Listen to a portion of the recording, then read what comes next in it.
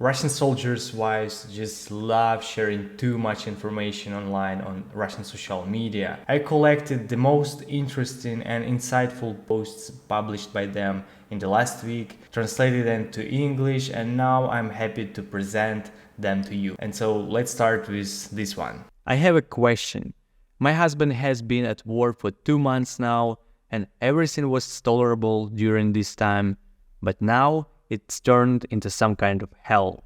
They sleep on wet ground, their weapons are confiscated, and if they don't take away their weapons, they take away their ammunition. In connection with this, I have a question. Does anyone know how to renegotiate the contract regarding having competent leadership? Men need some way to protect themselves. It's not a resort, after all. Or should I go to the military prosecutor's office? Now let's read really interesting comments that were left under this post. Here's what Lida told about her husband. They only took away their weapons because they were drinking and firing them off recklessly. Thankfully, it ended well. Maybe it's not so simple where your man is either. Lida, I agree. Even though mine didn't admit it, I also think that he just shut off all the ammunition in a day, played around, and now he's paying for it. A man under 40 is still a child, as they say. It's a popular saying in Russia. Polly, my husband almost lost his life because of such toys. And then they say, we don't remember shooting. Grown adults knew where they were going. They knew perfectly well how alcohol affects them and makes them lose their minds. Why do such things? Yeah, they treated it like a game World of Tanks. It's very popular in Russia. Or whatever else they were playing. They got to the rifles, and then their wives ran to the prosecutor's offices, saying, they disarmed the soldiers. I also think that they weren't just disarmed. They were neutralized as a danger to others. Next post is about Russian soldiers who are no longer present, if you know what I mean. Russian wives really struggle to get their bodies back home, so just listen to it. Hello everyone. I'm writing here out of desperation. My husband died in early September. I received precise information about it from a friend who he went with. His body still hasn't been recovered from the battlefield. And today, I found out that it's a territory where Ukrainian soldiers are already present. I've tried everything and been everywhere, but it's all in vain. The military office told me to wait because they don't have accurate information yet. I have only one request: to recover the bodies of our boys from there and nothing else. I don't know what else to do. Please tell me if anyone has been in a similar situation. And here are the comments under this post. Since spring, there is practically no evacuation of bodies from the Klishivka-Andriivka direction. The shelling hasn't stopped. There are many casualties. They classified them as missing in action, and that's it. Zoya, the families won't even receive any payments if they are classified as MIA. There won't be any payments. After 6 months of MIA status, they won't even search for them anymore, let alone take any action. So, something needs to be done now. And here's the comment posted by a Russian soldier. Exhumation is carried out by their side, and they also do exchanges of bodies. Ours for theirs. The next post is very interesting perspective because it's about what Russian wives and their husbands tell their children about why their fathers went to war in Ukraine. My daughter is 6 years old, and I'm trying to explain to her that her dad is at war to protect us from bad people who might hurt us later. But she tells me that I shouldn't tell a child such things.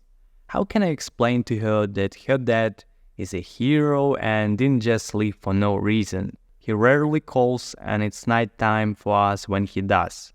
I understand that she's just a child and hasn't seen her dad for 1.5 years. How can I explain that he didn't leave for no reason? And here's the comment posted by Russian soldier Alexander. Well, start by telling her that he's not protecting but expanding the borders of the Russian Federation. That comment was on point. Later in life, those children hopefully will realize that their fathers aren't really heroes. They were invaders and some of them were war criminals. Even today, the Russian government doesn't treat them as heroes. Just listen to what happens to wounded Russian soldiers in Russia. Please advise, we don't know where to turn anymore. My brother served in the Russian armed forces. He got injured in the hand and was hospitalized. The surgery was delayed and now his hand doesn't work at all. The military unit is sending him to various doctors in different cities across Russia, both paid and free. The outcome? A military doctor specializing in neurology is writing documents for his discharge from military service and assigning a disability status. It's impossible to restore his hand anymore. In turn, the military representatives keep sending him on leaves repeatedly, saying that he should find paid doctors to recover his hand on his own. Their attitude is poor, they speak rudely, and they refuse to discharge him. He's a contract soldier. And finally, let's get to the last post. It's about the denunciation that I see more and more often in the Russian society. Don't judge, but this is a cry for help. My ex-husband signed a military contract and went to his unit for training. Eventually, he left it, saying that it was scarce and he would apply for a transfer. This was in July. However, he's done nothing about it and is living peacefully. But I'm deeply ashamed of this. At my child's school, they ask, "How's your dad doing there?" All our acquaintances point fingers at us. And he simply doesn't go anywhere. And he doesn't care about anything. Nobody is looking for him. And nothing is happening. Naturally, he's not paying child support. He's not officially employed now and is working at some shady part-time jobs. He's bringing shame upon his own children because he didn't want to serve. So why did he sign the contract in the first place? It's hard to report him, and I don't know how to do it because nobody is looking for him. His unit said he disappeared in July, and that's it. How can I report that he's a deserter?